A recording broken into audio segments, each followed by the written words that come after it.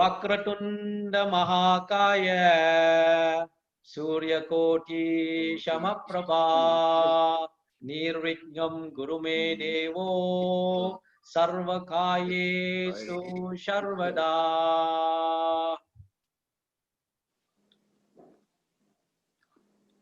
Saraswati Namastubhyam Varadhe Kamarupini Vidyarambam Karishyami Siddhir Bhavatu Yada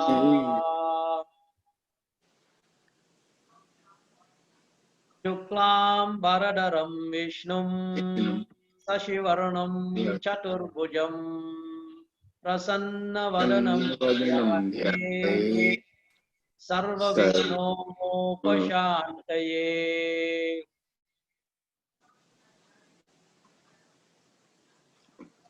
Let's salute Lord Hanuman, who is ever present wherever Ramayana is being read or wherever the names of Rama is being chanted. Yatra yatra Raghunama Kirtanam Tatra Tatra Krisamasta Kanchalim Bashpavari Paripurna Lochanam Marutihim Namatta Raksha Shantakam Pujantam Rama Rameti Madhuram Madhuraksharam Aruhya Kavita Shakam Vande Valmiki Kokilam. Okay, before we move into session 10, let's look at what we have covered in our previous session, session 9. Session 9, we've looked at Ayodhya Kandam, covering chapter 61 to chapter 80. Okay, chapter 61, after Rama has left to the forest, Kausalya rebuks Dasaratha for his act. Kausalya blames Dasaratha, and Dasaratha lost consciousness. He was already in a state of grief. So Kausalya's anger and Kausalya's what they call complaint and Kausalya putting the blame of Dasaratha made him lose consciousness. So Dasaratha in chapter 63 will narrate his past sin to Kausalya. Okay, when he was young, he used to go for hunting. He can hunt by sabda, just by the sound of an object, and mistakenly he killed a son of Rishi. Okay, so he used to narrate. He narrated his past action, past karma, and why he is in the current condition, grieving for Rama. So he continued to narrate that to Kausalya. And then in chapter 65, we learn that Dasaratha passed away on that midnight. And 66, Kausalya will condemn Kaikeyi, and then the Prohitas, the Brahmins, will urge Vashistha to select a king. A king need to be selected. So all the situations when a country is without king would be given there. What will happen to a country without king, without a leader? You remember one of the sloka is that just like the eyes is the body, the king is to the nation, king is to the state, king is to the country. Okay, and then Vashistha will instruct messengers to call Bharata and Satrughna. Bharata and Satrughna at that time were in the kingdom of Kekeya. Okay, kingdom of Kekeya, his grandfather, maternal grandfather from Kaikeyi side. Okay, and on that particular night, Bharata experienced a bad dream. And then messengers will enter the city of Kekeya, city capital of Kekeya, that is Rajagriha. And then the messengers were informed by Vashistha, clearly communicated to the messengers that Bharata should not know that the king has passed away and Rama has gone to the forest. Intelligently, the messengers communicated to Bharata, and Bharata started immediately to Ayodhya. So in chapter 71 of Ayodhya Kandam, the geography, the location, the sceneries and the different names of different places that Bharata has passed through in 7 days before he reached Ayodhya were narrated by Valmiki. And then once Bharata reached Ayodhya, Kaikeyi, immediately first he went to the palace of Dasaratha. He was not able to find Dasaratha there. And then he went to his mother's palace, Kaikeyi. And Kaikeyi informed Bharata of Dasaratha's death. And Kaikeyi informed, the kingdom is now for you to rule, O Bharata. And Bharata was very upset, very angry. And then he condemned his own mother. In fact, he disowned his own mother. And then Bharata promised that he will bring back Rama to Ayodhya. And Bharata, Shatrughna later had Kausalya. Kausalya taught Bharata was with Kaikeyi. And then when Bharata said from his side, he did not know anything that had happened. He is not interested in the kingdom. Then Kausalya called Bharata and then she praised Bharata. Then there will be an advice of Vashishta to Bharata to take over the kingdom. Bharata will refuse. This is not the first time. He will be called to take over the kingdom again and again. This is, I think, the second or third time. Then they accepted that Rama need to be called from the forest to come back to Ayodhya. And Bharata and Shatrughna will grieve on cremation ground. Shatrughna will Mantara will be caught by Shatrughna, and Bharata will tell Shatrughna to release Mantara, and all the kingmakers. Now, this is a second request. Kingmakers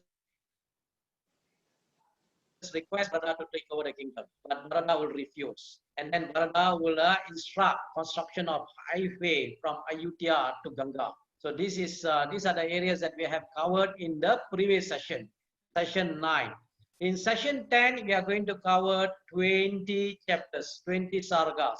The 20 sargas that we are going to cover in session 10 will be the sarga that narrates Bharata with Shatrughna will enter the assembly. Again, he will be asked to take over the kingdom. He will refuse. And then Bharata will make a decision. Yes, I'm going to see Rama. I'm going to get Rama to come back. So he will go to the forest with the army, which includes the Vashishta, Sumantra, includes all the ministers, including Kausalya, Sumitra, and also Kaikeyi will follow Bharata to the forest in order to look for Rama, in order to persuade Rama to come back. And then Guha will welcome Bharata. But Guha, in the beginning, he thought Bharata is coming to harm Rama. And then later, when Bharata clarified his intention, told his intention why he is looking for Rama, he wants Rama to come back and rule Ayodhya. Okay, Guha will narrate further about what Rama, Lakshmana, and Sita did while they were with in the Sringi Verapura, and then Bharata will continue, and then he will request Guha to ferry them across the river by boat, recross Ganga, and Bharata will then proceed to meet sage Bharadwaja. So what will happen is that Bharadwaja will also ask Bharata, I hope you are not going on intention to harm Rama.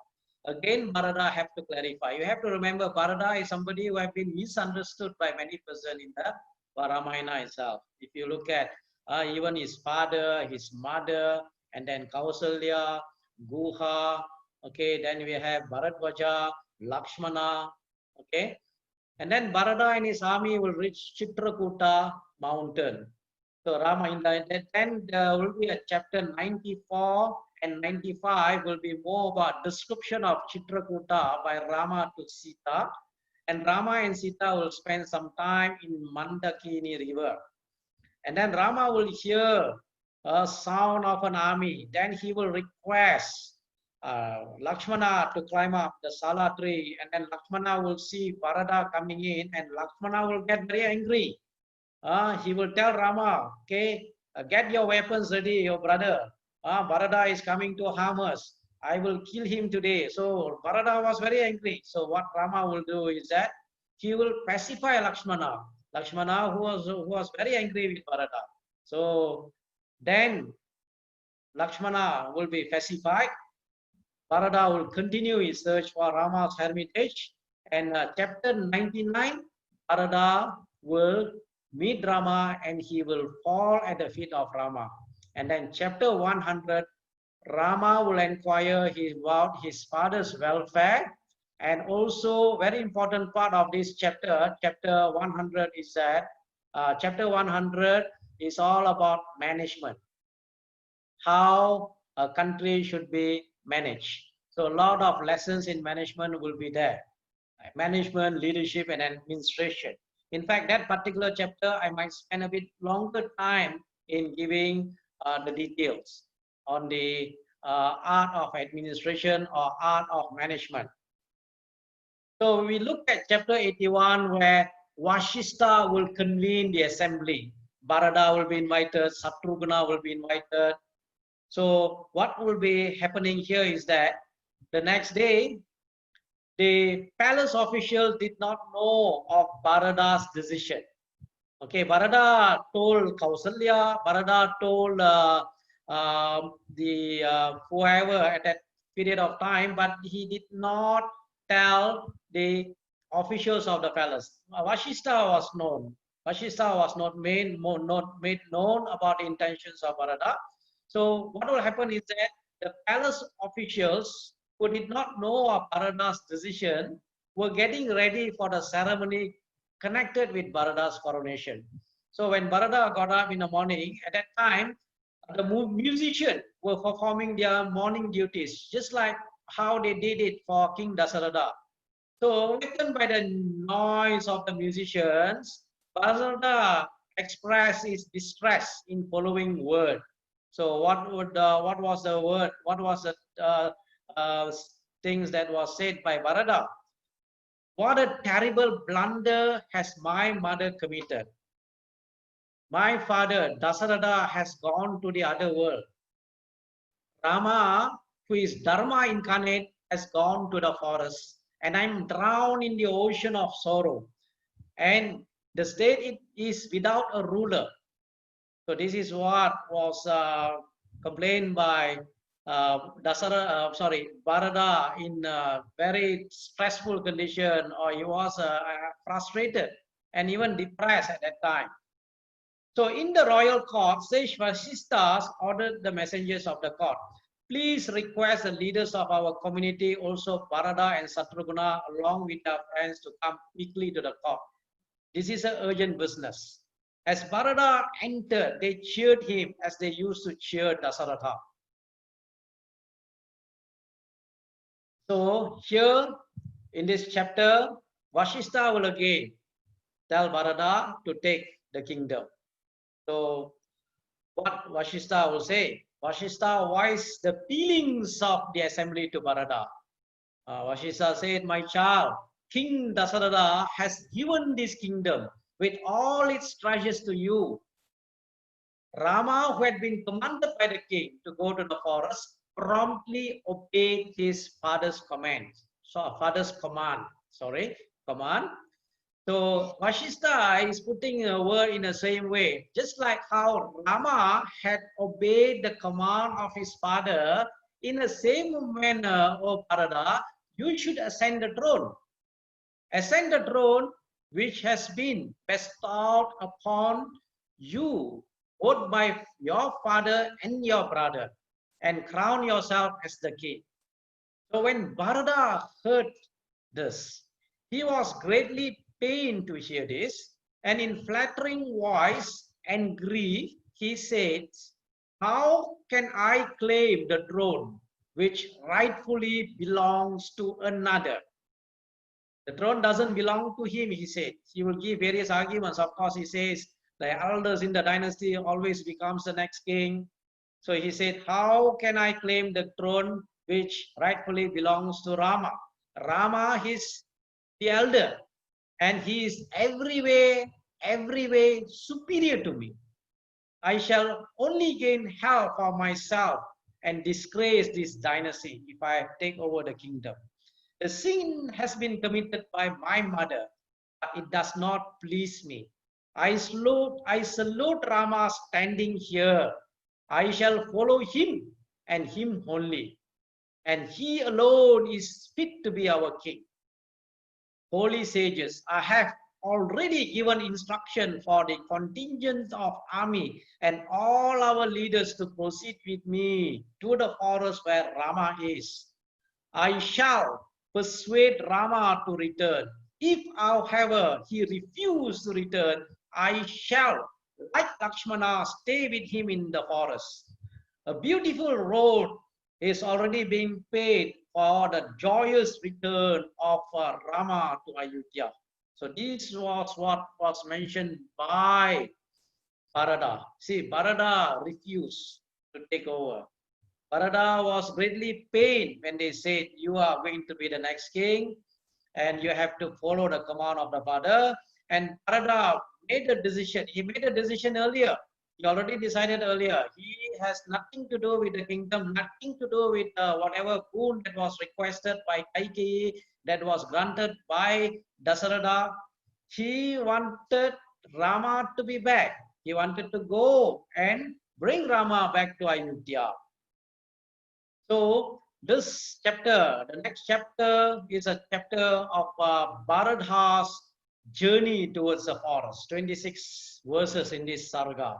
So they are all what description about people who accompanied Bharatha and then his journey. So it was mentioned that Kaikeyi, Sumitra, and illustrious Kausalya traveled by chariot, delighted with the thought of bringing Rama back.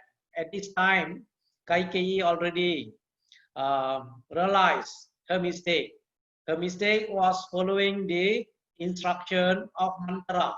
So in one of the, I think in session 7, if I'm not mistaken, session 6 or session 7, I mentioned how important is for us to be in a good company. People who are always say things that are positive, who do not take us into actions that will be considered to be negative or even bad or asuric nature. So Kaikeyi realized her mistake. Okay, after Dasaratha has passed away, and then after Bharata came, Bharata even disowned Kaikeyi. He said, "You are not my mother." So Kaikeyi realized a mistake. So Kaikeyi, Sumitra, Kausalya also traveled together with Bharata to bring Rama back. Okay, you can refer to this particular verse, chapter 83, verse 6. This is there. So people were saying to one another, when shall we behold that Rama, who is the dispeller of the sorrow of the entire world, who is of the color of the rain-bearing cloud, who has strong arms, Mahabahos, strong arms, who is firmly established in divinity, who is of firm resolve. Once he has made a decision, he will stick to his decision. Once he has given a word, he will stick to his word. The moment we behold him, our sorrows will vanish, just like the darkness of the world vanishes when the sun rises. Very beautiful sloka here, if you look at chapter 83, sloka 9. Okay, and then who else followed Bharatha? Members of the royal court followed Bharata. The privy council members, the artisans, the carpenters, cobblers, engineers, architects, artists, potters, weavers, goldsmiths, physicians, washermen, tailors, musicians, dancers, all formed a part of this mighty expedition. Led by 9,000 elephants, it was mentioned, 9,000 elephants, 60,000 chariots, men armed with various weapons, army of 100,000 followed Bharata. Learned Brahmanas also followed Bharata. So it is like the huge army. Many hundreds of thousands of people followed Bharata towards the forest in order to bring back Rama to Ayodhya. So, in this chapter, the next chapter, Guha will meet Bharata and the approaching armies. Of course, in the beginning, Guha thought Bharata's intention was bad. He wanted to go to harm Rama, and then finally, what we will know that when he saw Sumantra was with Rama before, and then Sumantra informs Bharata of arrival of Guha. Then Guha will realize, yes, Bharata has a good intention. So what will happen is that Guha will offer hospitality to Bharata. So when Bharata and the army reached the bank of Ganga, the sea of humanity attracted the attention of Guha. So he considered for a while who they might be. He could not fail to see Bharata. See, Bharata and Rama, facial features, it was mentioned, they are almost like similar, like very similar, because Bharata also said is a darkish in color, just like Rama. Okay, so you could see Bharata. He deliberated what could be the motive of Bharata with a vast army in the forest. So in his mind, he thought maybe Bharata want to kill Rama and to ensure his continued occupancy to the throne. Rama is my lord, my friend. He said to his people, if Bharata is going to harm Rama, we shall not let him cross Ganga. If, however, Bharata is favorably disposed to Rama, then we shall gladly help him to cross the river. Then taking food, wild fruits, honey. There is Valmiki mentions many other. In fact, he mentions even meat, fish. All was taken by Guha to welcome what he call Bharata. Okay, I just put it: food, wild fruits, and honey. Guha proceeded towards Bharata's tent. Sumantra, who knew Guha already, saw him coming. Immediately announced he went to Bharata. Guha is in fact your dear friend and brother, as he is regarded as such by Rama. So Rama regarded Guha as his brother. I mentioned to you in Kamba Ramayana, Kamba says that with Guha we became 5, and then later on with Sugriva will become 6, and with Vibhishana we will become 7. So what will happen is that with great joy, Bharata had Guha brought into his tent immediately, and with natural and spontaneous humility, Guha offered fruits and honey to Bharata and lovingly said, Bharata, we welcome you. We do hope you have a pleasant stay in this region. So here, Guha will ask Bharata, what is your intention to come here? Okay, I hope you don't have any bad intention towards Rama. So what will happen in this chapter is that Bharata will accept Guha's hospitality and he will question Guha. Please tell me, by which road did my brother proceed to the hermitage of sage Bharadvaja? Guha replied at once, rest assured, Bharata, that my man will escort you to the forest. But I wish to ask you a question. Kindly give me a truthful answer. Are you not pursuing the sinless Rama with evil intention? The army that surrounds you raises this doubt in my mind. Now Bharata again, he was greatly distressed, agitated to hear this. He replied, oh brother, be gracious to me and dismiss that thought. Rama is my most esteemed brother, whom I regard as father to me. I am going to see Rama and beg of him to return to Ayodhya. So Guha was greatly impressed by the words of Bharata.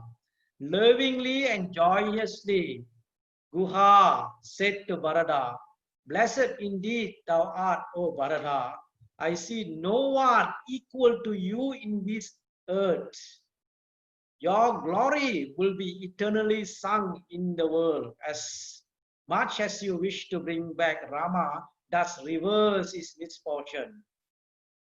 See, nobody can be like Bharata.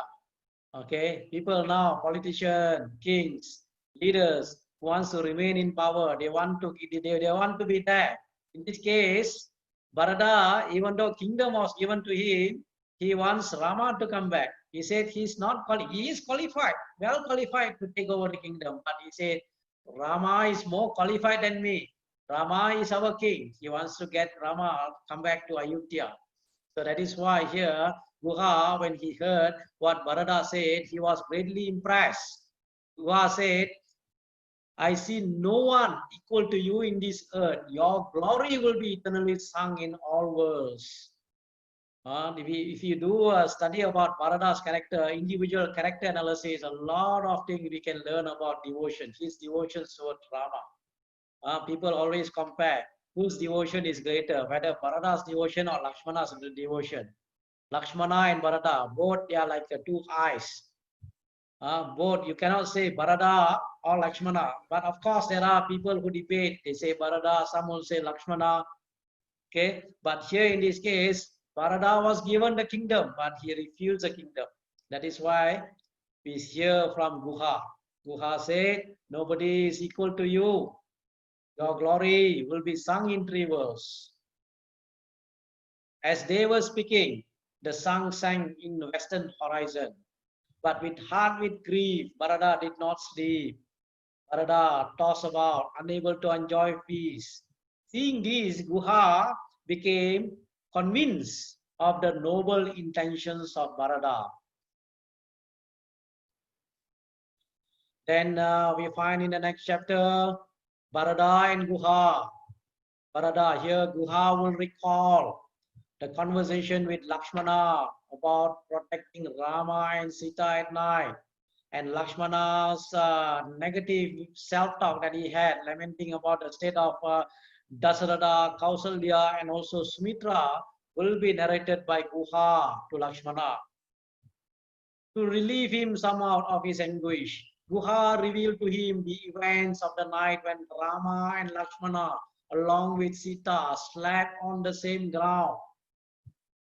Said Guha, "I tried to persuade Lakshmana to sleep, assuring him that I knew the forest very well and I will guard all three of them against any harm. But he would not. He said, 'How could we sleep, O Guha?' Said Lakshmana, 'When we see this royal couple, Rama, Sita, sleeping on a background with grass as their bed.'" Okay, he then began brooding over the fate of Ayodhya in a royal family. He said to me, "Unable to bear the separation of Rama, surely king will die. I do not think either Mother Kausalya or Mother Sumitra, okay, his mother, will survive that night. Even if my mother lives expecting Satrughna, my mother Kausalya will die." This is what was mentioned by Lakshmana to Guha that night. Then talking about glorious Rama, we thus spend the night.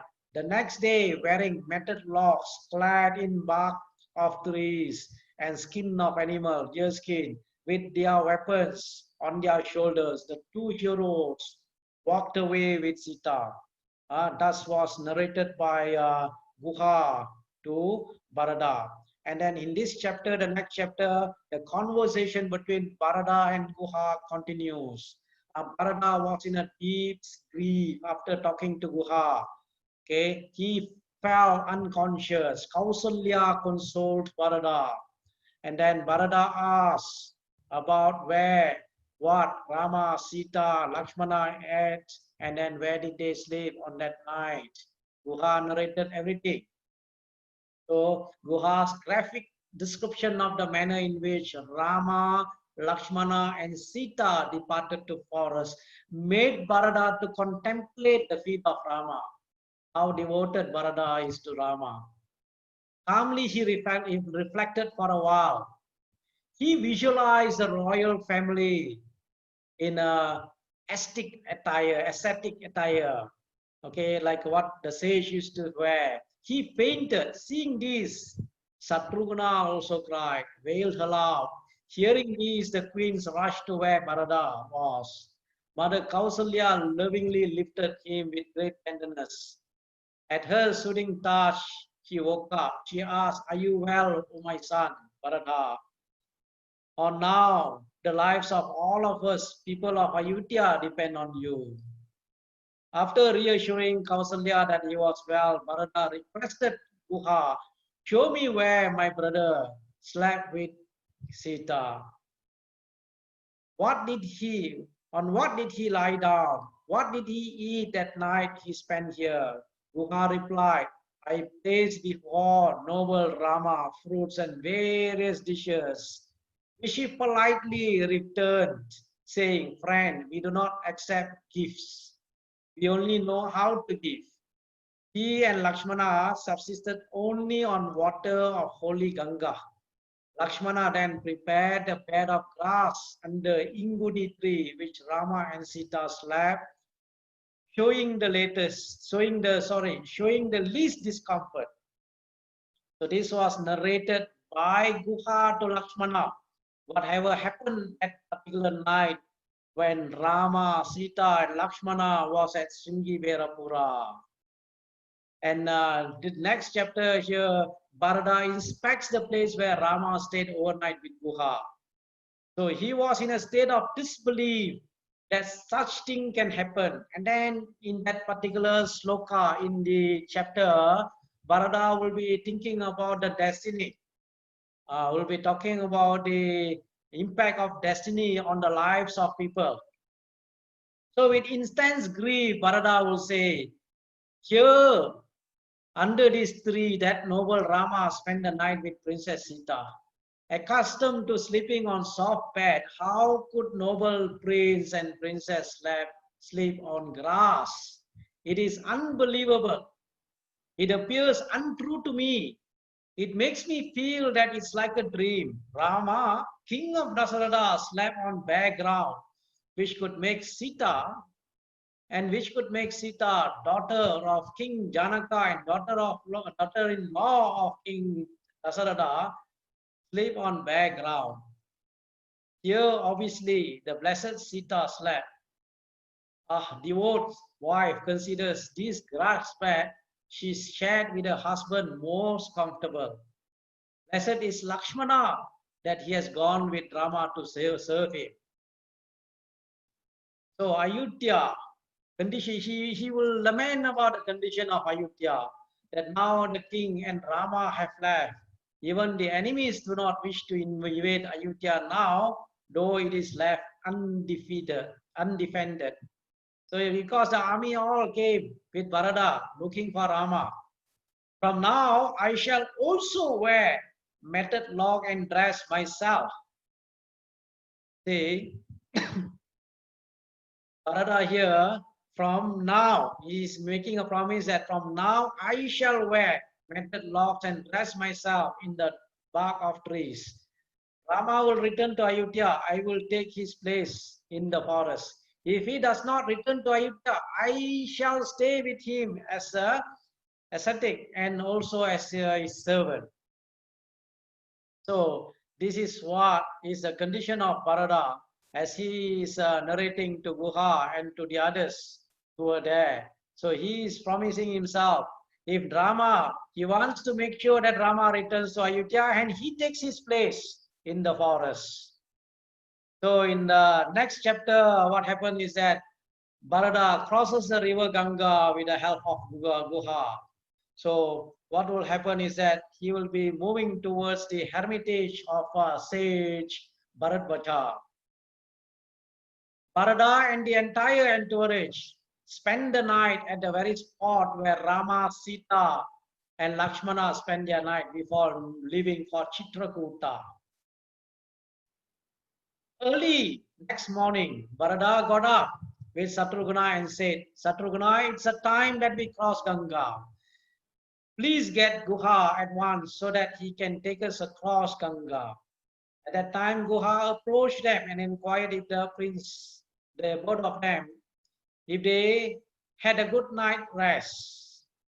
After getting the answer, appropriate answer, Bharata continued, friend, we are eager to cross Ganga as soon as possible. So Guha brought armada of boats, big and small, several hundreds in number, to transport the royal entourage across river Ganga. He himself brought a superb and carpeted boat for them, for Bharata, for Shatrughna, and also for Kausalya, Sumitra, and Kaikeyi. All of them entered the boats, which now began to cross the river. The elephants swam across. Many were the citizens who swam across Ganga using empty pots to help them afloat.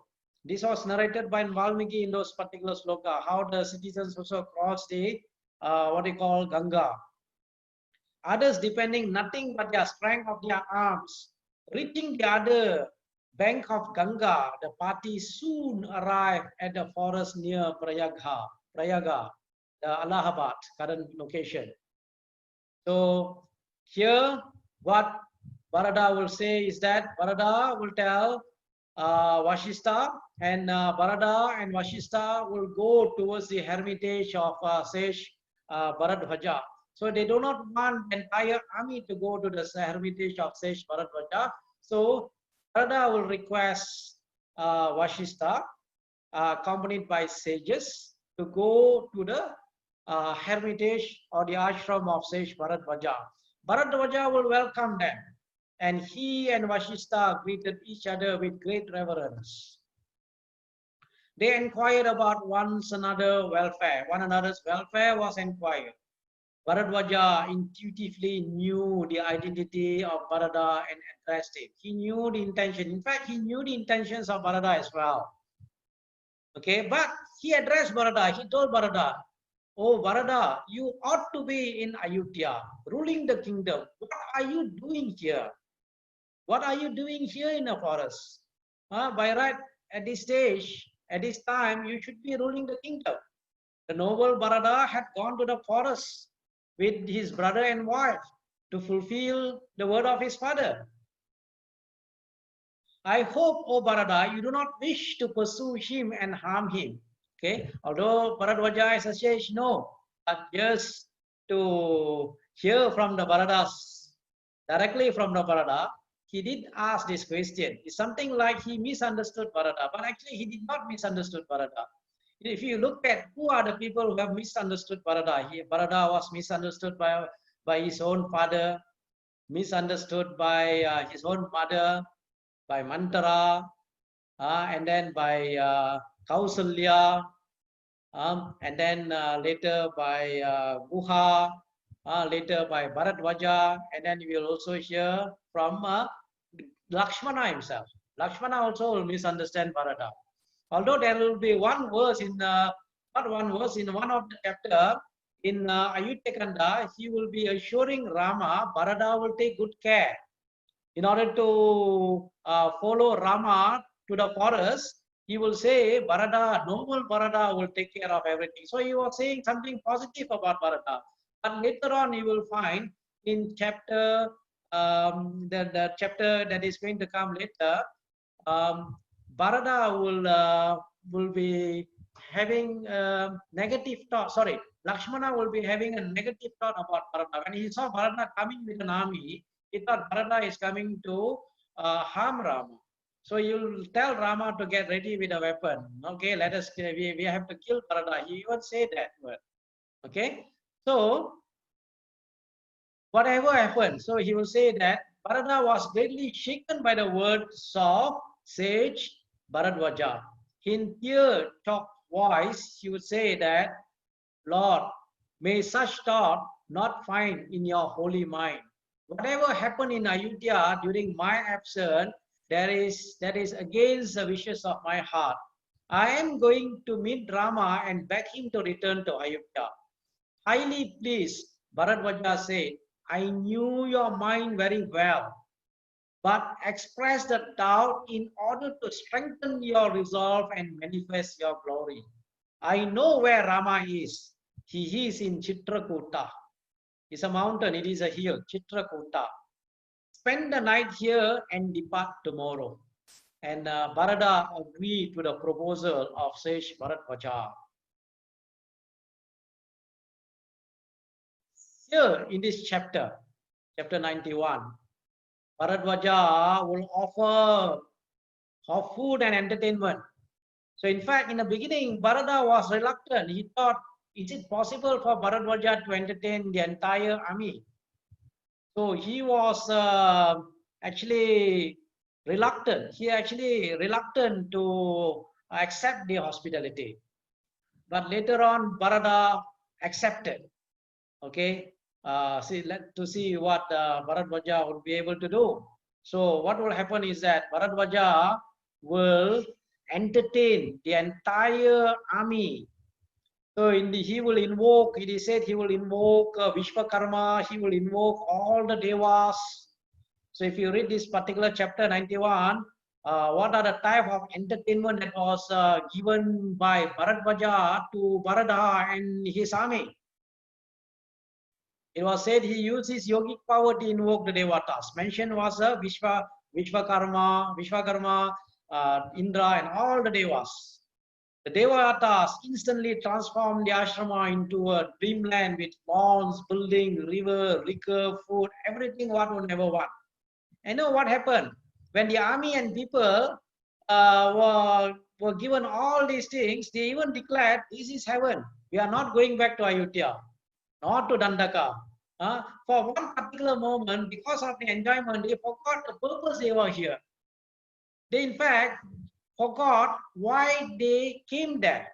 They were there to go to the forest in order to bring Rama back.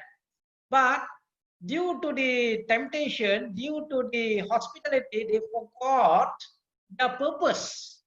But if you remember in Sundarakandam, chapter 1, Hanuman did not forget his purpose.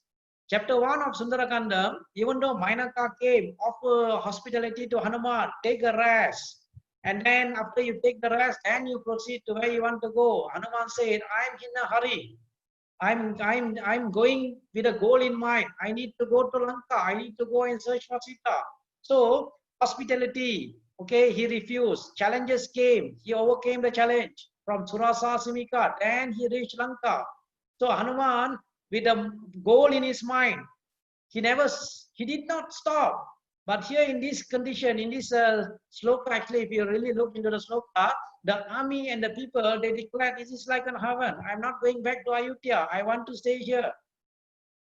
There will also be another situation in Sundarakanda. After Hanuman have seen Sita, he will narrate whatever incident that has taken place in Lanka to Jambavan, Angada, Nila, Nala, all the what do you call the Vanaras, and then they will be very happy. And then on the way to see Rama, they will stop at the what do you call this Madhuvana. Madhuvana was guarded by Adimukha. So they were enjoying the madhu, they were enjoying the fruits and all that. They even forget they have to go back to Rama. Until when Dadimukha will go to Sugriva and complain to Sugriva, Sugriva will inform him to go and get them to come and report to me immediately. And only they left. So it happens sometimes, people, because of whatever things that we get, whatever enjoyment we get, we tend to forget our purpose. Okay, just like we forget. Like that is why there is a sloka in the Mahabharata, Kunti Devi will tell Krishna to give her misery, because she say, only in misery I'm able to remember you. When we are in enjoyment, we are not able to remember Krishna. She says that only when they are in suffering, then only people remember God. So in this case, you find the army have forgotten the real purpose why they have gone to the forest. So when what they call Bharadwaja said, invoking the devas, the celestial appeared there. There were music, dances everywhere. Bharata and his army looked on all this in sheer wonder. Beautiful mansion materialized everywhere, with stables for animals and royal entourage. Bharata entered that palace, visualizing Rama seated on a royal throne. Bharata humbly went around the palace, going to Rama seated on the throne. This is a visualization of Bharata. He's seeing Rama. His mind is still in Rama. Noble Bharata's mind always dwells in Rama. After a little while, streams of milk and other beverages appeared. In that instant city, there materialized hundreds of celestial men and women, also divine musicians who began to sing before Bharata. Others entertained him with dance. Other trees instantly became royal servants, men and women. These servants said to the member of armed forces, those of you who are accustomed to liquor, help yourself to them. Those of you who are hungry, help yourself to the milk and food. Those of you who wish to eat, eat other food. Drink and eat and drink according to your wish. So all the, what you call, hospitality, very warm hospitality given by Bharadwaja. Just like if you remember in Balakandam of Srimad Valmiki Ramayana, Balakandam, Vashishta gave a good hospitality to Vishwamitra and his army. So this is a chapter that describes very detailed descriptions here with all the hospitality, all the types, different types of food that was offered to Bharata and also his army. And the next day, Bharata and his entourage wanted to leave the ashram. Bharata thanked Bharadwaja and he wanted to continue his what he called his journey towards Rama. Bharata approached Sage Bharadwaja with great humility, joy, and gratitude. The sage inquired, Bharata, did you and your army and your entourage had a good night's rest? Where all your needs were supplied? Bharata admitted, even so, Lord, I am eager to reach the presence of my brother. I wanted to go to the presence of my brother. I wanted to go to see Rama. Please bless me and tell me where he dwells now. And then Sage Bharadwaja gave full detail of the direction to reach to Chitrakuta. Acknowledging his gratitude, Bharata once again bowed to the sage. The noble queens also bowed to the sage. Bharata then introduced them to the sage. This Lord, O sage Bharadwaja, or lords, he is the eldest of the queens, Kausalya, whose beloved son is the foremost among men, Rama. There is Sumitra, the second queen, the mother of Satrugna and Lakshmana and Satrugna. This third one is that cruel and extremely wicked queen, Kaikeyi, my mother, who has brought this unhappiness to all of us. And on account of whose terrible plot, the king passed away and Rama went to the forest. Now, Sage Bharadwaja, when he heard that, he quickly interrupted and said, do not blame Kaikeyi, O Bharata. For sure, this exile of Rama will be productive of great happiness to everybody. It is for good of the gods, the devas, demons, and sages. Rama has gone to the forest.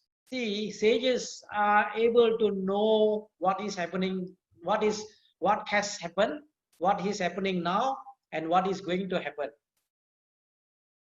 Something like this is called Trikalanyana. Trikalanyana means ones who are able to see the future as well. So that is why Bharadwaja is able to predict what is the purpose of Rama.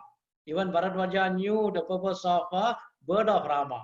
Why Rama have to take birth? Why Lord Vishnu came in form of Rama. So chapter 93 narrates Bharata's journey to Chitrakuta. Okay, there are 27 verses. If you look into this chapter, 27 verses in this sarga, and Bharata's army will reach Chitrakuta. Bharata proceeds towards Chitrakuta. After traveling for some time, Bharata said to Sage Vashishta, Holy One, I think we have come close to the place where Sage Bharadwaja indicated. Here is Chitrakuta hill. Here is river Mandakini. There lies a forest where surely Rama dwells. From the elevated ground he was standing on, he pointed out to Satrughna and said, "Look at the army and the entourage approaching the forest."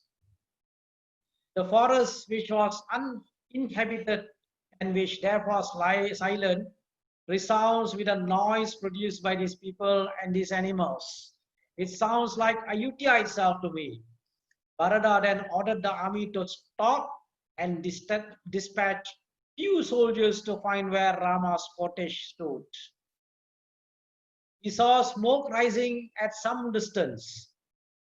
They saw smoke rising at some distance, and returning to Bharata, they said, "Look at that smoke rising yonder. In this uninhabited forest, surely Rama or some other sages might live there." Agreeing to their intelligence, Bharata ordered the army to halt there and decided to proceed alone with just Sumantara and his guru. He went with Vashishta and Sumantara.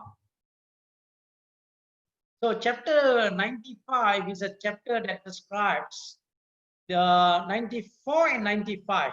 Okay, these two chapters are all about the description of flora, fauna, the rivers, the mountains, okay, the environment.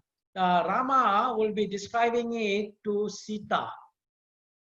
He will be narrating to Sita how beautiful is these trees. Various types of trees will be mentioned here. Trees like mango tree, amala tree, pomegranate, trees of all types of fruits.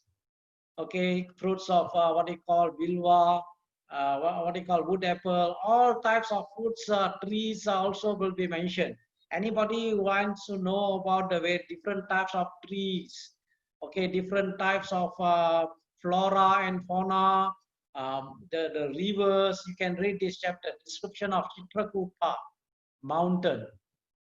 Chapter 95 will be description of Mandakini river and the surroundings. This will be narrated to what they call Sita by Rama. So these two chapters. So in the hermitage on Chitrakuta hill, Rama, Lakshmana and Sita had settled down.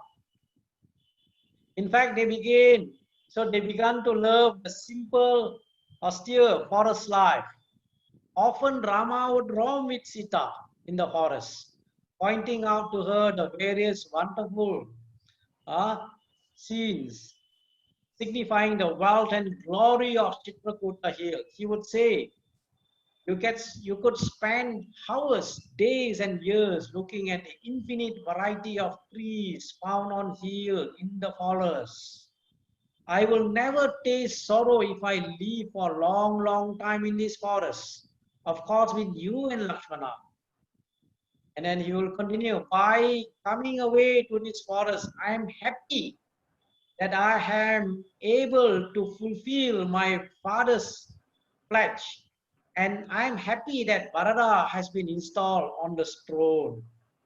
Moreover, I heard that it is my forefathers felt that the forest life is most conducive to freedom from cycle of birth and death. These are words from Rama. Look at the river Mandakini, Sita. Look at those graceful swans. Look at the trees on both banks of the river, showering flowers on water. They are sparkling, clear, clean, and holy. How happy I am to have Lakshmana and you, both of whom are devoted to me and joyously do my bidding. Now, chapter 94 and 95 is all about description of flora and fauna, description of the environment, description about Chitrakuta, description on the rivers, all about the description. It is Valmiki's beautifully described the place, the location, the geography of Chitrakuta hill. Okay, that was what has been described by Valmiki in these two chapters. And then in the next chapter, chapter 96, Bharata's army, okay, approaches Rama's place. So what is going to happen here? 31 sargas here. On one occasion, when Rama was sitting outside his hermitage with Sita and Lakshmana, and pointing out to Sita some wild fruits and explaining their qualities and use, he said to Lakshmana, I hear noise and I could see clouds of dust. Please climb this tree. The name of the tree, he requested Lakshmana to climb the Sala tree. Okay, climb this tree and find out what is happening. Perhaps a royal party is out hunting in the forest. And then Lakshmana climbed the tree and looked. And when he saw what he saw, he looked terrified. There was a vast army surrounding the hill. A vast armies of yojanas, various yojanas. He was able, because Chitrakuta is a hill, and he climbed from the tree, from the hill. He could see whatever he wanted to see. He could see the entire army. He could see the army. It was mentioned the width, the width itself is about half a yojana. One yojana is about 8 miles. Half a yojana is about 4 miles. And not counted the yojanas, the number of yojanas where the armies, because it was mentioned hundreds of thousands of people. So Lakshmana said, let Sita take shelter in that cave, and you better arm yourself. Rama asked, can you not see whose army it is? Lakshmana could see whose army it was. He said angrily, it's Bharata. Having got himself enthroned, he is obviously anxious to kill both of us and thus secure the kingdom forever.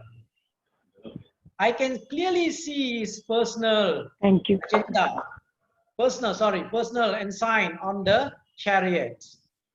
Come, quick, let us get ready to fight.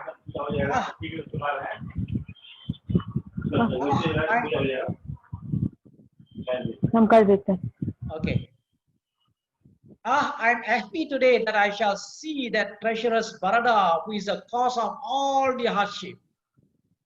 He will meet with his doom today, O Rama. It is unwise to let a criminal go unpunished. If Kaikeyi has come, I shall kill her also. I shall destroy the entire army. So when, if you are able to recall, when Lakshmana wanted to follow Rama to the forest, he was arguing that noble Bharata will be able to take care. Noble Bharata will take care of Mother Kausalya, Sumitra, everyone. Bharata, so he was praising Bharata to some extent there. But here he is saying that Bharata is coming to harm Rama. Perhaps when Lakshmana saw Bharata coming with a huge army, he was angry. But let's hear what Rama has to say to Bharata. So in chapter 97, Rama will pacify Lakshmana. Rama will pacify. So what Rama will tell Lakshmana? Rama replied to Lakshmana, "O Lakshmana, I have vowed to fulfill my father's promise, and my purpose will be defeated if we kill Bharata. What shall we do with the throne thus tainted? Whatever I seek in this world, dharma, artha, kama, wealth, pleasure, and dharma, artha, kama, is all for the sake of all of you." You'll be saying that all the sake of my brothers. I fully believe that Bharata does not mean harm to us. He has surely heard about our exile and greatly distressed by the turn of events, and is coming to take us back to Ayodhya, possibly with the consent of our father. What makes you distrust of him, Lakshmana? If it is for the sake of the throne that you are saying all this, I shall ask Bharata to let you rule the kingdom for all time to come. I know he will not refuse. When Rama said this, Lakshmana felt great shame. Looking up again, he saw a royal elephant coming forward and announced the king is coming too. But when Rama saw the royal white umbrella was not to be seen, he was worried. He asked Lakshmana to come climb down from Salatri. So chapter 98, Bharata locates the hermitage of Rama. Okay, so here he will be requesting to the army, his men and hunters and Guha, along with thousands of kinsmen to look for Rama in this chapter. He himself then goes on foot searching for Rama with ministers, citizens, elders, and brahmanas, leaving the army behind. He said, till I see noble Rama, Lakshmana, and Sita, I cannot have peace of mind until he achieves his intention of going to the forest. Sorry, here the spelling. How can I enjoy peace of mind till I lay my head at the feet of my beloved Rama? Spelling mistake. I'm sorry for that. Okay. The feet which bear the marks of royalty on them. Nay, I cannot enjoy peace of mind till that noble prince is installed on the throne, which is his alone by his birthright. Finally, I see the column of smoke rising from Rama's ashram, and he rejoices as one who have reached the further shores of water. So in chapter 99, finally Bharata will meet Rama. So in this sarga, Bharata, after instructing Vashishta to bring his mothers, proceed ahead to find Rama. While feeling distressed and terrible about fate of Rama because of him, he finally reached the cottage of Rama. Seeing markers and signs of presence of Rama and Lakshmana on the way, finally Bharata sees Rama. His voice choked. He curses himself for being the unwitting cause of all that has happened. He falls wailing on the ground before he could reach the feet of Rama. Satrughna, Sumantra, and Guha also may meet Rama and Lakshmana. Seeing those mighty rulers meet in the forest, even forest dwellers shed tears. Bharata fell at the feet of Rama. This is chapter 99. Now we are going into chapter 100. It's a very long chapter. And I'm going to spend a bit longer time in chapter 100, which is a chapter about administration and management. Very detailed chapter. 76 sargas. Kaschit sarga. Chapter where all these slokas are all in form of questions. And this chapter 100 is one of the most referenced chapter in Ramayana. Rama asked more than 70 questions to Bharata in the Sarga. He will start the question about his father. And then he continues the questions on governance, administration, and leadership. So this chapter is an intelligent method of teaching Bharata the art of science of governance with an inquiry. It's called, that's why it's called the Kaschit Sarga. If you look into this chapter, what are the coverage of this chapter? Okay, it is slokas 9 to 13 about honoring and respecting great people. And then sloka 15, 16, 71, and 72 about how important it is to have a wise counselor. People who would give what they call good counseling. will be able to see the merits and demerits of any particular decision before making a decision. Importance of secrecy, importance of keeping away from fools. Okay, he also gives about competency, competency development skills in order to what we call, in order to get the right people for the right job, which is about management of people. How do we get the competent people? Okay, competency mapping. How do we allocate job? What are the criteria that we need to use to allocate job? About rewarding people.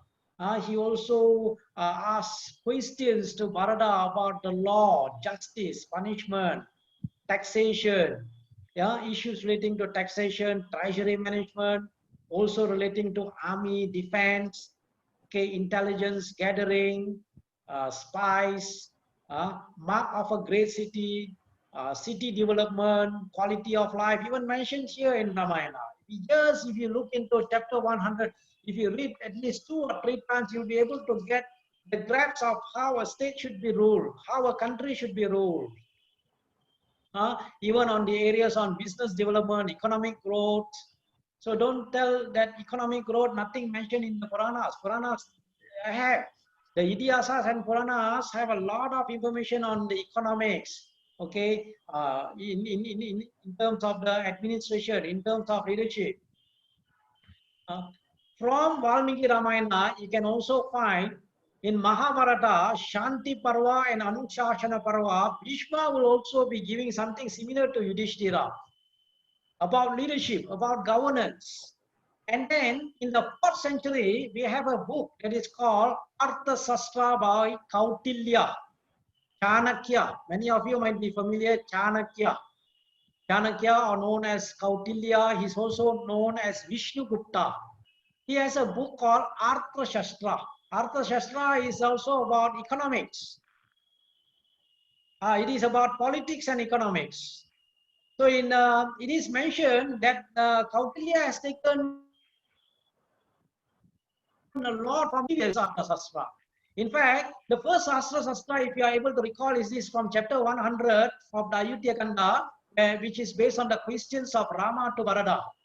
And then Mahabharata, we get Artha Shastra from Bhishma to Yudhishthira. And if you look into Kautilya's Artha Shastra, he will salute, one is Brihaspati, the other one is Sukracharya.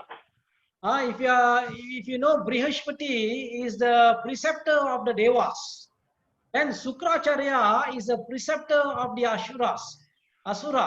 So he will actually salute both of them in the Artha Shastra of Kautilya in Chanakya.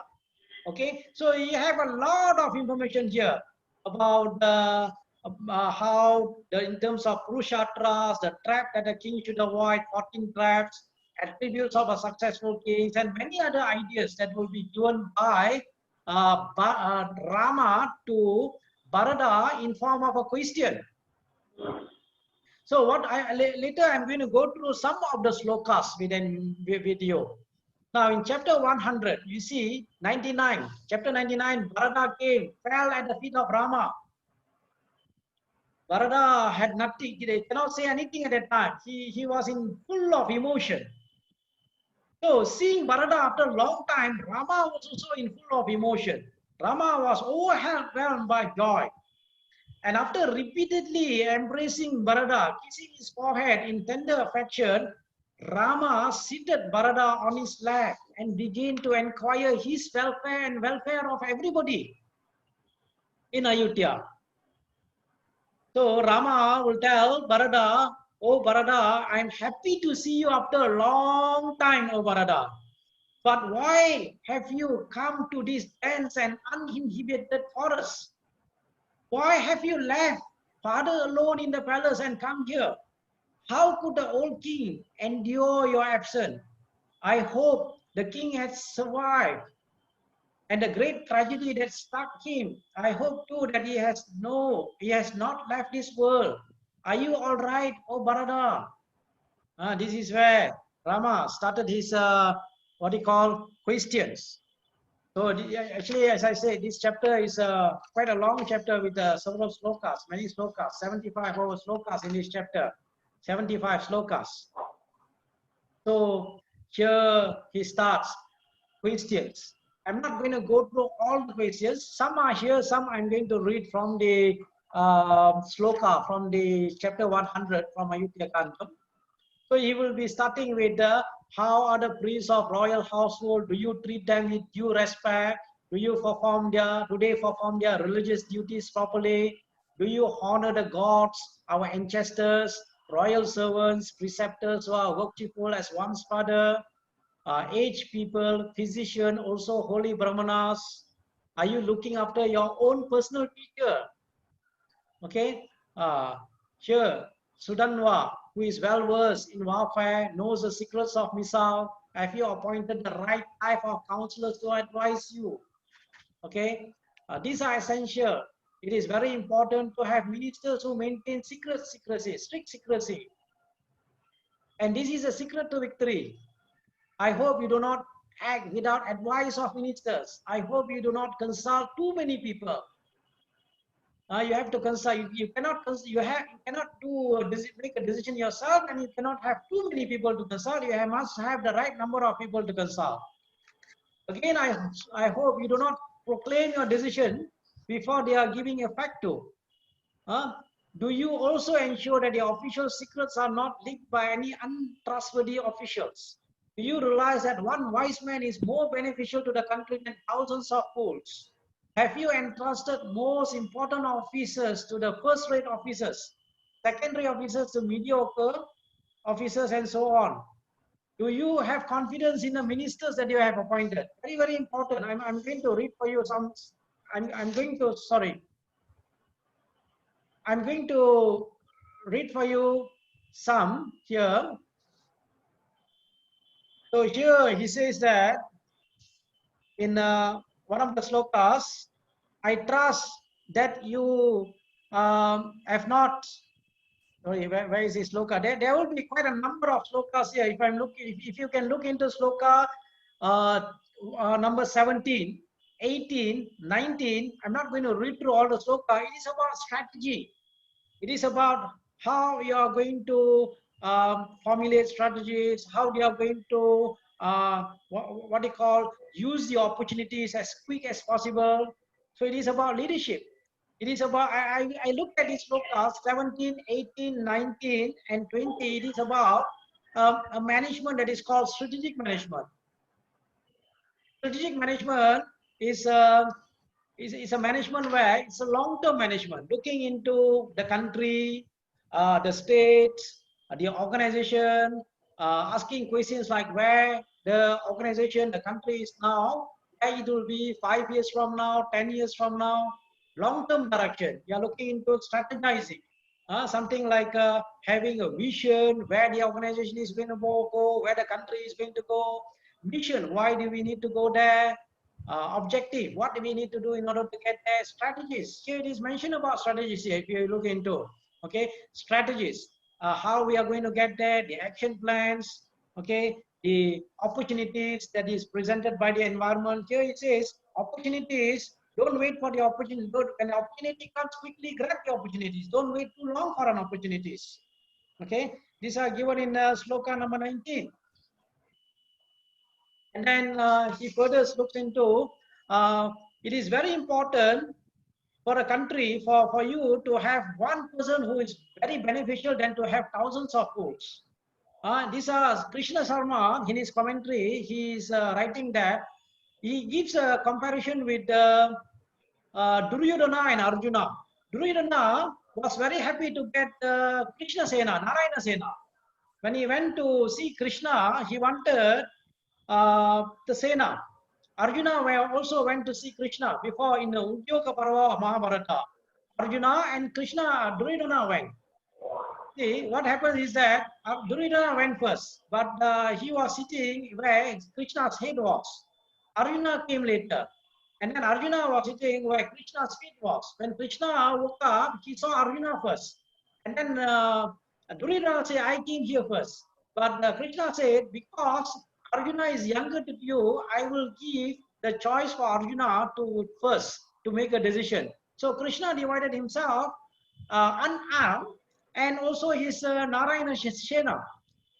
Narayana Sena, thousands of, hundreds of thousands, many auctioneers of warriors. But the Arjuna decided, I'm taking you, one, Krishna, without arm, unarmed.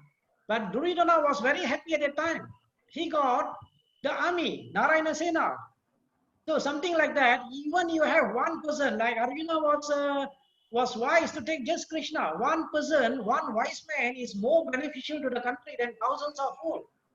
And then if you look into slokas in sloka 20, 29, 29, 30, from 26, 27, 28, 29, 30, it will be all about selection. How do you select the right people for the right job? Are you selected the right ministers? Have you entrusted the most important jobs for the right? See, selection for a particular task needs to be based on the ability. The right people for the right. In human resource management, they used to say it is very important to get the right number of right people for the right job, for the right pay, for the right motivation. Of course, it is not easy, but here we get advice from Rama, getting the right people, selection. Not only selection, he also talks about competency development. How do we develop them? Which is also part of management. So further he says, do you have brave, wise and able person as a chief of your army? It is important to get rid of a physician whose treatment aggravates the suffering of the sick, as a rebellious servant and a hero who is desirous of political power.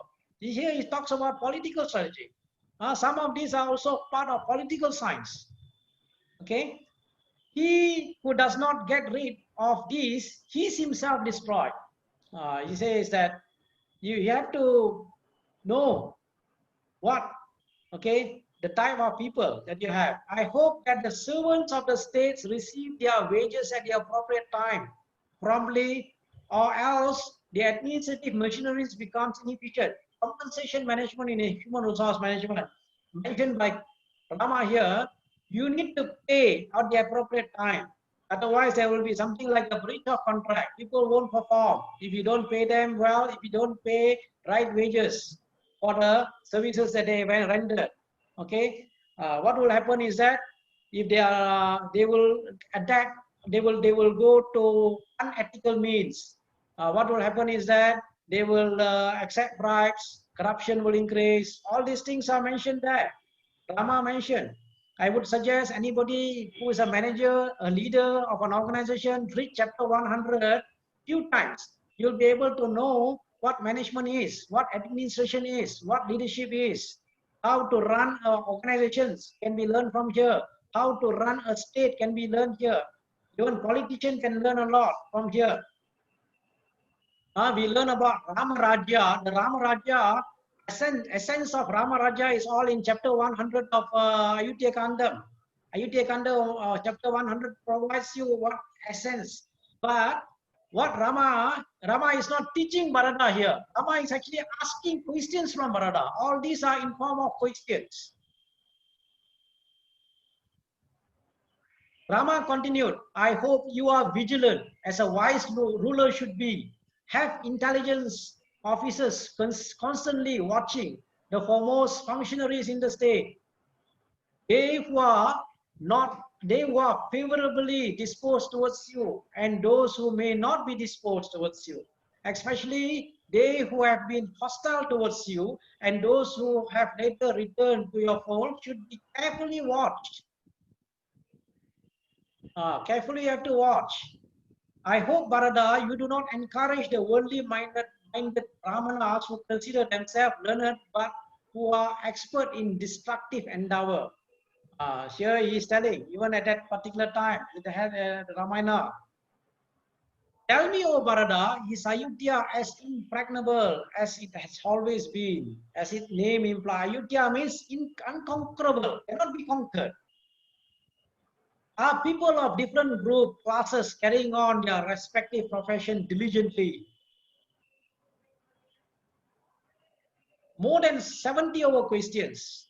Okay, full of what you call art of administration, art of management, art of leadership.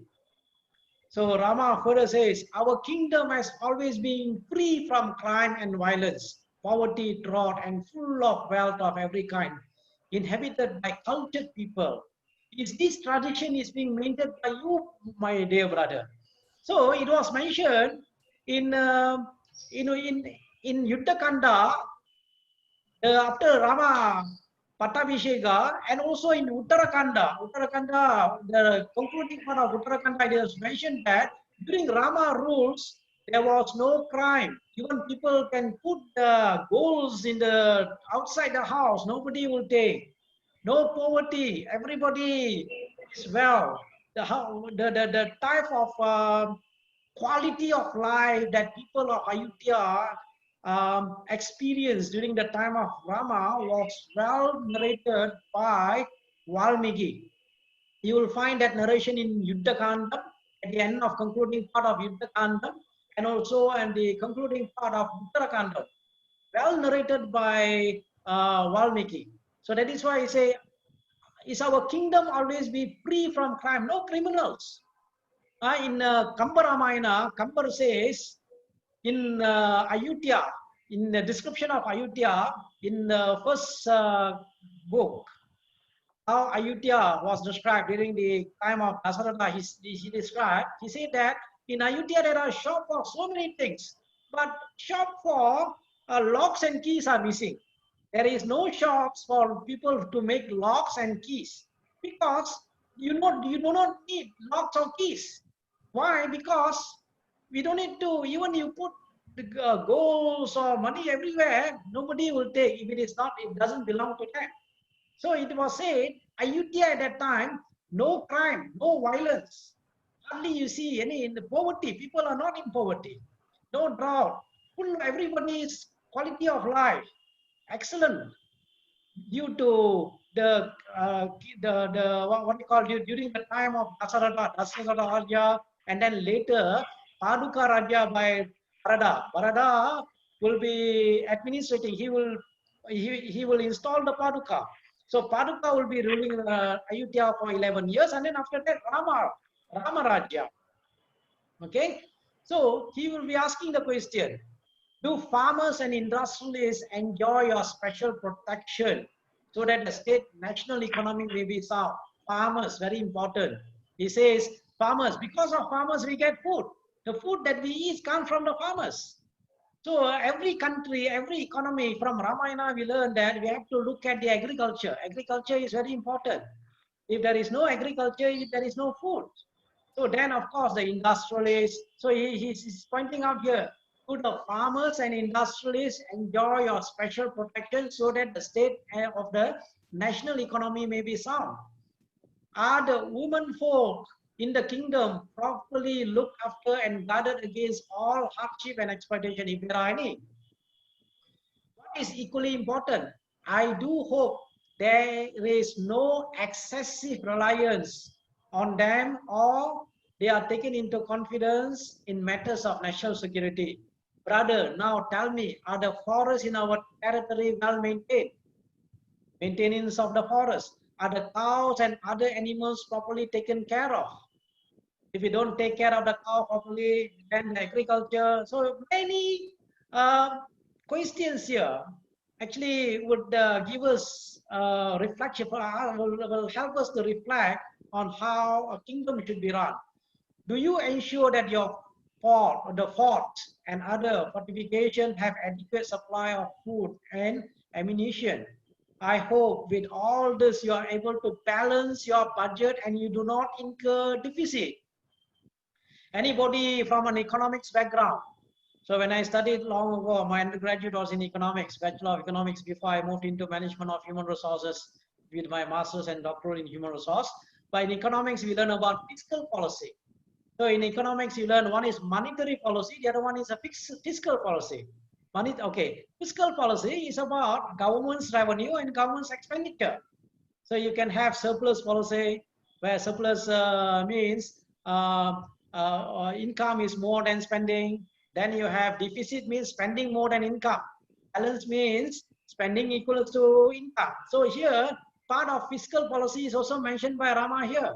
I hope, Parada, you are able to balance your budget. Balance budget means income and expenditure balance, and you do not incur a deficit. Some countries, budget always goes on deficit. They go on borrowing, borrowing, borrowing. When there is a deficit, means they have to borrow. So in order to avoid, you have to balance the budget. Somehow you need to balance. Okay. Now, something is very important, that you ensure that the law and order are strictly maintained in the street. Sorry, maintained in the state. That is thief. If there are thief, if there are people who have committed theft, they should not go unpunished. Okay. So law and order. So during the Rama time, it was rule of law rather than rule of man. Sometimes we find in countries today, there is no rule of law, but rule of man. Whatever they say becomes a law. Whatever the law that has been enacted, it is just law on paper. It is not applied to that. It becomes rule of man rather than rule of law. So during Rama's time, rule of law was ensured. Order was strictly maintained in the street, in the state. So he says that it greed corrupt officials. Although we mention everything is fine in Ayodhya, there will be some tendency greed. So what they should do? These are all questions were thrown by Rama to Bharata. The courts of justice are totally impartial. You will find a scenario, even a dog will come and even complain to Rama. That will be in Uttarakanda of Ramayana. Okay, there will be, but we are not going to go into that part. The justice must be impartial. The judge must be impartial. Okay, those who are familiar with the law, the people who have any interest should not sit in a judgment. Whoever have been accused of any crime must be given the right to be heard. These are two principles of natural justice. In a Latin term, they call audi ultram partem. Hear from the other side before you pass any judgment.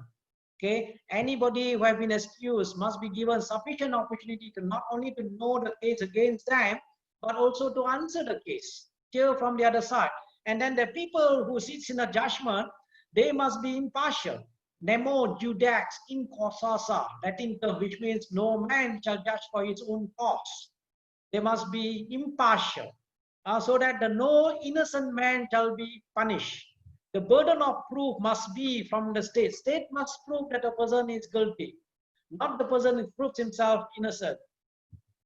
Because Rama says, Rama here, he says that to Bharata, he questions Bharata. The reason is that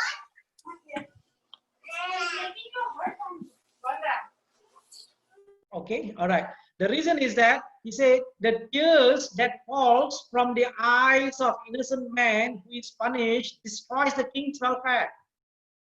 If the person innocent, he has been punished, that will bring a bad impact to the king. That will have an impact on the king.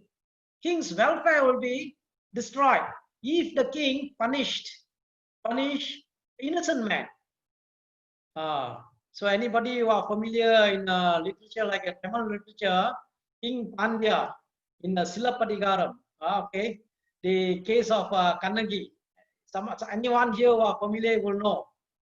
Kannagi's husband was punished by the king, and at the end, what happened was that the entire Madurai was destroyed.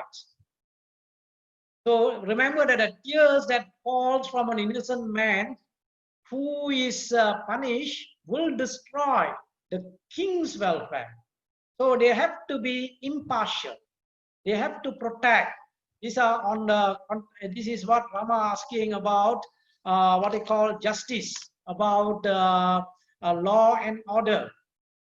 Further, in your own person, O Bharata, do you strictly adhere to code of righteous living? Are you regular in your prayers and religious practices? Pray, do not let dharma, material welfare and enjoyment of righteous pleasures overlap one another. Each in his own good time is good rule. It is good to remember that a king himself should be the paragon of all virtues which are expected from the state. In addition to this, you should deal with the other kings and how to win friendship of the men, women, and children of the state. It is by ruling their kingdom according to Dharma that our own forefathers have enjoyed life here, have attained heaven hereafter. Dharma. You have to make sure welfare of all the people. If you look into one of the Chanakya Sutra, it starts with this: Sukhasya Moolam Dharma, Dharmasya Moolam Artha, Arthasya Moolam Rajyam, Rajyasya Moolam Indriya Jaya. Indriya Jaya means Sukhasya Moolam Dharma. Basis of Dharma is happiness. Happiness, you see, for an organization, if you are looking into Sukhasya Moolam Dharma, even an organization is created for happiness of everybody, happiness of all the stakeholders, not only the shareholders, happiness of the employees, happiness of the customers, happiness of the manager, happiness of the public. Sukhasya Moolam Dharma, happiness of our Dharma. But and then he says Dharmasya Moolam Artha. In order to do Dharma, you need to have a kingdom. Harta. Harta means wealth. You need to have a wealth. Arthasya Moolam Rajya. If you want the wealth, you need to create a kingdom. Rajyam, or organization. Rajyasya Moola Indriya Jaya. If you want the Rajya or the kingdom to run well, the people who sits in the as a king, as a leader, must be able to conquer their Indriyas. Indriya Jaya. Must be able to conquer their senses. This is what is mentioned by Kautilya. Okay, so if you read, I would suggest you to, there are 75 slokas. So if you look into, if I want to go back into this chapter 176, 76 sargas, so verses, slokas in chapter 100 of Ayodhya Kanda. What I have presented to you, I have not gone through detail. In fact, this one itself can be a long lecture, long detail if you are going to go into one by one. A lot of things to learn. Anyone who is holding a leadership position, who is a manager, who is a politician, it is suggested to read the sarga. Look at the sarga, all the what they call information, very detailed. I have also written something about it about 10 years ago. If you do a search online, you should be able to find on managerial effectiveness from Valmiki Ramayana, learning management from Valmiki Ramayana. It would be valuable. 10 years ago was written about that, where a lot from the chapter 100 of the Ayodhya Kanda was cited in that particular paper. The paper was actually published in the International Journal of Indian Culture and Business Management. But that was long ago, about 10 years ago. Maybe I need to update many things here. If you read, actually, Ramayana, when you read and reread, many things you will be able to pick up. Many things. This is, I'm rereading again Ramayana. When I start to reread, many things I'm able to pick up many things. That is why it's important to read.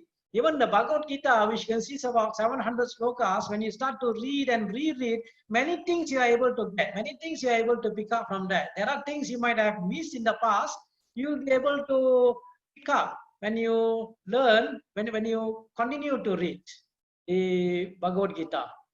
Same also, if you are going to Mahabharata is huge, 100 over slokas. Compared to Ramayana, it would take you 4 times more in terms of coverage of the Mahabharata. Okay, so that is why I would always suggest, encourage you, okay, pray that you read before you come for a class. Read the preliminary readings that I send you from the translation by Krishna Sharma. At least read, or even after the class you read. So as when you read and you follow the class is only about 40%, 40 to 50%. Another 50 or even 60% of learning, your learning of this Valmiki Ramayana will come from your reading of that readings that I have sent to you, preliminary readings from the readramayana.org. Okay, either read Ramayana.org, or you can even go to what you call the Valmiki Ramayana.net or the Gita Press. You can read from there. Okay, what I want is that you read. This is also an opportunity to read. Weekly you can read before you come for a class, before you attend the class. Weekly you can read. By end of the session, which will be sometime in February 2021, once we have completed entire Valmiki Yuddha Kandam, after Brahma Pattabhisheka, Uttara will not be covered, Uttara Kandam will not be covered. After Pattabhisheka, you should have a good grasp of this Valmiki Ramayana. You know Valmiki Ramayana well, you know, and then you can do what they call.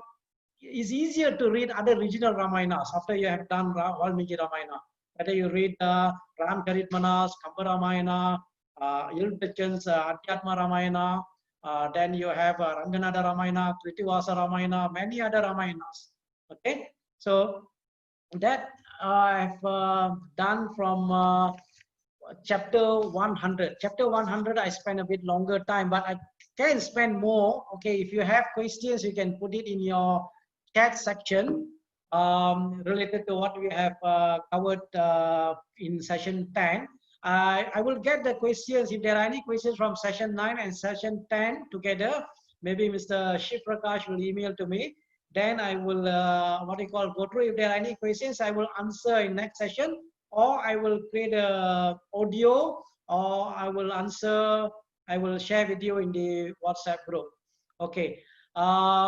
We don't have time to do breakout session in Ayutthaya Kanda. Maybe when we go to Aranya Kanda, we will do some breakout session where you can have a discussion with other participants. So for session 10, you can look into some of the lessons. There are many lessons when you look into chapter 100. Chapter 100, that is on the management, leadership, and administration. So that completes our session 10.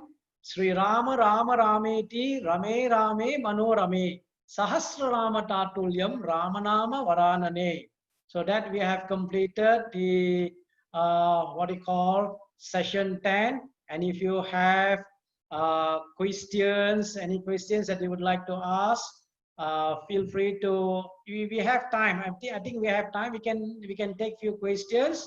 Or if there is no questions, or if you have questions that you have typed in the chat sections, maybe okay, there is one, somebody wants a separate session on Sarga on Ayutthaya Kanda. Maybe what I can do is that, yes, possible to do separate Sarga, separate session on, because my field is on management as well.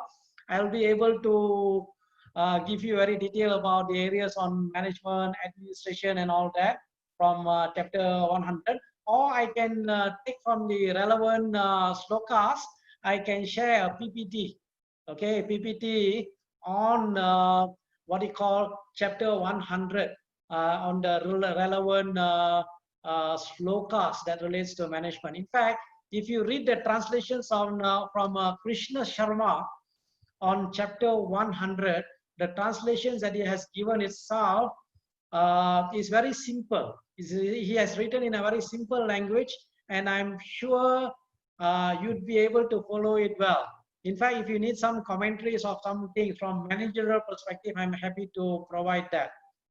Okay.